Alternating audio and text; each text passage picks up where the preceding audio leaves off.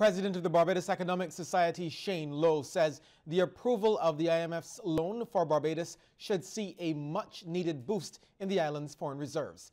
In fact, speaking to the Business Report on the heels of the announcement, Mr. Lowe adds that it also means government can get started on the second wave of measures so that it can meet the quarterly targets it has agreed to. He says it is therefore very likely that we should hear more from government very shortly regarding the precise measures that will seek to keep the fiscal balance on target with projections.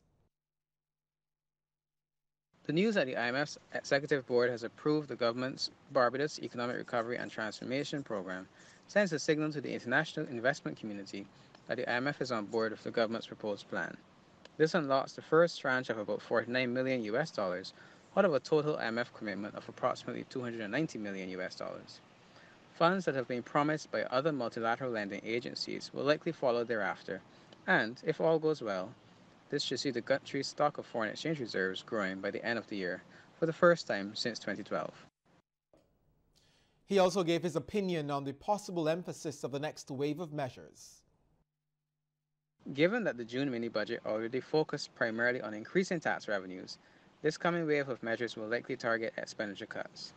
The next edition of the Central Bank's quarterly review of the economy should shed some preliminary light on just how much additional adjustment is necessary at this point.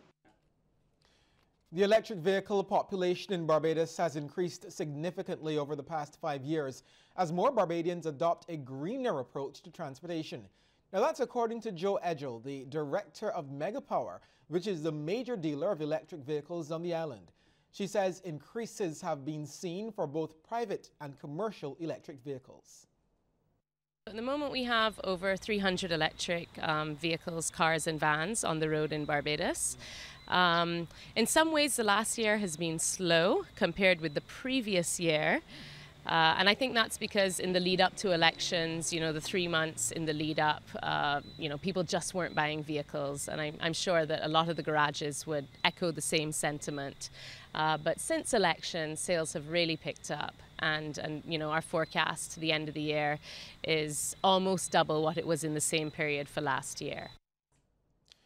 Ms. Edgell says the rising oil prices, along with the fact that running costs for electric vehicles have decreased significantly over the years, have provided greater incentive for prospective electric vehicle owners.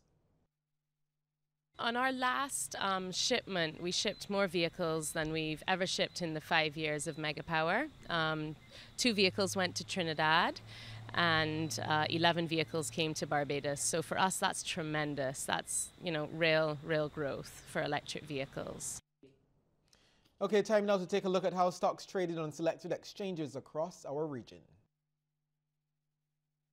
We get going in Jamaica, where Sagicor Real Estate X Fund Limited was the volume leader with 598,360 units at $11.52 each. And they were followed by the Cinco Group Limited ordinary shares and NCB Financial Group Limited.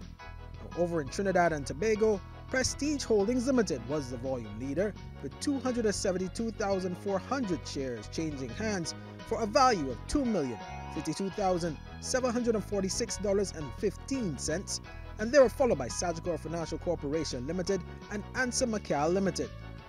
And here in Barbados, First Caribbean International Bank was the volume leader, trading 2,443 shares at $2.86 each, and they were followed by Banks Holdings Limited.